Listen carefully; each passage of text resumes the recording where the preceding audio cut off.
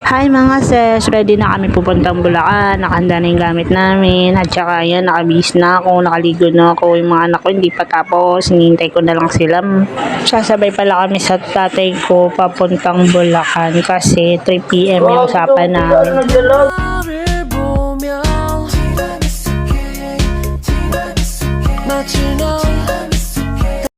Binibidyohan ko sila ang arte, ayaw magpa-video, pang content ko nga lang. Ate mo, mga anak ko ayaw na mo to. pa video Hindi pala namin kasama yung asawa ko dahil duty siya mamaya. At kaya natin niya kami dun sa sakay. At sobrang hirap sumakay. Punuan yung mga jeep.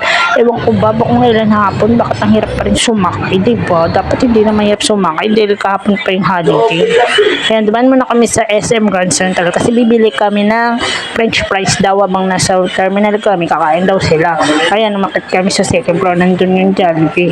Tapos dala pa ng bunso ko yung raketa kasi magbabadminton daw sila pagdating doon. Ngayon, kumakain na sila ng French fries terminal. Hinihintay na lang namin yung tatay ko para sabay na kami sumakay ng jeep. Daling pa siya sa libangan niya. Siyempre, ayan na pala, nakarating na pala yung tatay ko. Diba? Kamukha kami. Kaya pala nandito kami sa Bulacan kasi dumating yung kuya ko galing barko. Isa siyang seaman. Oh.